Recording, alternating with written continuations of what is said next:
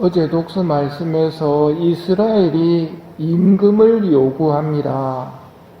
하느님께서는 사울을 임금으로 주십니다.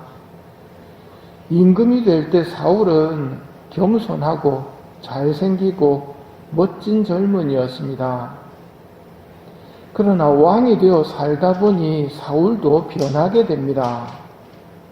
사무엘을 통해 내린 하느님의 말씀을 자기가 알아서 걸러듣게 됩니다. 하느님께서 전쟁에서 전리품을 거두어 드리지 말고 다 태워버리라고 하셨는데 사울은 태워버려야 할 전리품을 보면서 좋은 것에 욕심을 느낍니다. 그래서 좋은 것들은 태우지 않고 그대로 들고 옵니다. 사무엘이 이를 꾸짖자 사울이 멋진 변명을 합니다. 태워버리기에는 아까운 이것들은 하느님께 드리려고 제가 들고 왔습니다. 하느님께 바칠 겁니다. 얼핏 굉장히 괜찮아 보이지만 사무엘의 가르침은 다릅니다. 주님의 말씀을 듣는 것보다 번제물이나 희생제물 바치는 것을 주님께서 더 좋아하실 것 같습니까? 번제물을 바치고 희생제물을 바치는 것보다 더 좋아하시는 것이 당신의 말씀을 듣고 따르는 것이라는 것. 하느님은 다 태워버려라 라고 했는데 지 생각으로 이거는 번제물로 바치고 희생제물로 바쳐야지 하면서 자신의 욕심을 좋은 말로 바꿔버리는 것, 하느님께는 통하지 않는다는 말입니다. 사무엘이 계속해서 가르쳐 줍니다. 진정 말씀을 듣는 것이 제사 드리는 것보다 낫고 말씀을 명심하는 것이 순양의 국기름보다 낫습니다. 거역하는 것은 점치는 죄와 같고 고집을 부리는 것은 우상을 섬기는 것과 같습니다. 거역하는 것은 점치는 죄와 같다고. 점을 치는 미신행위는 대절하는 것은 누구나 아실 겁니다. 근데 하느님의 말씀을 거역하는 것이 점치는 죄와 같고 하느님의 말씀 듣지 않고 고집을 부리는 것은 우상 섬기는 것과 같습니다. 결국 사울은 하느님과 멀어집니다.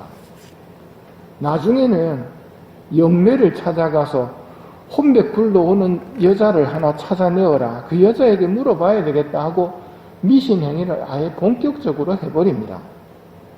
왜 이렇게 되었을까요?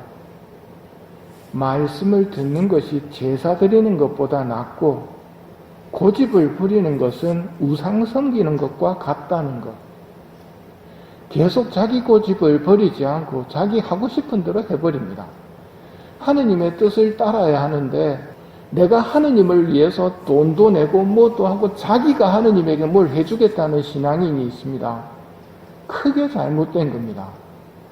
들을 줄을 알아야 됩니다. 신앙생활은 내가 하느님한테 뭐 해드리는 게 아니라 하느님의 말씀을 듣고 하느님과 함께 살아가는 게 신앙생활입니다. 그런데 자기가 하느님에게 뭘 해드리고 하면서 자기가 주도권을 잡고 있으면 종이 주인 자리에 올라있는 모습이라는 말입니다. 때문에 신앙생활에 있어서는 들음이 중요합니다. 사울의 모습을 보면서 나는 사울처럼 변하지 않을 자신이 있다. 그런 사람은 없을 겁니다. 그럼 구원이 힘들어지는데 확실한 구원의 방법이 없을까요? 없지는 않습니다. 내 자유의지를 하느님께 바치는 겁니다. 내 자유의지를 하느님께 바치면 하느님께서 나를 망하게 하실 리가 없기 때문에 하느님께서 나를 구원해 주실 수 있습니다. 내 자유의지를 바친다는 게 무슨 말이겠습니까? 내 생각대로 안 한다는 말입니다. 말씀대로 한다는 말입니다. 시키는 대로 하는 겁니다. 이건 새로운 방법이 아니고 기존에 있던 방법입니다. 여기도 기존에 그 방법을 쓰는 사람이 있습니다. 누구겠습니까? 수녀님들입니다. 수녀님들은 수도자가 될 때 청빈, 정결, 순명. 순명이 뭐냐면 내 생각대로 안 하겠다는 겁니다. 하라는 대로 하겠다는 걸 허원을 합니다. 우리는 수도자가 아니지 않습니까? 우리는 어떻게 하면 됩니까? 하라는 대로 하면 됩니다. 파티마에서 하느님께서 우리를 구원하기 위한 방법으로 뭘 쓰신다고요? 티 없으신 성모 성심을 쓰시겠다고 우리에게 알려주셨습니다. 티 없으신 성모 성심을 쓴다는 말은 성모님을 통해서 우리를 구원하겠다는 말이거든요. 이런 말을 들었을 때 순명한 사람이라면 그렇다면 성모님에게 자신을 봉헌하는 겁니다. 이게 안전한 구원의 방법이고 확실한 구원의 방법입니다. 봉헌했는데요. 봉헌은 한 번 하는 것으로 끝나는 게 아닙니다. 사랑하는 사람들끼리는 자주 사랑 고백을 할수록 기쁨이 커지지요. 성모님께도 자주 봉헌을 하십시오. 어려움이 올 때마다 더 봉헌을 하십시오. 하느님께서는 성모님을 통해 우리를 구원해 주시기로 작정하셨습니다. 단 하나 여러분이 오해하거나 착각하지 말아야 할 것이 성모님께 봉헌한다고 할 때 좋은 것을 하느님께 바치고 좋은 것을 성모님께 봉헌한다고 착각하시면 안 됩니다. 좋은 것뿐만 아니라 모든 것을 봉헌해야 됩니다. 내가 가지고 있는 약점, 내가 가지고 있는 악습, 내가 가지고 있는 죄까지도 성모님한테 바치면서 이것 좀 해결해 주세요 하고 말씀드리는 것이 참다운 봉헌입니다.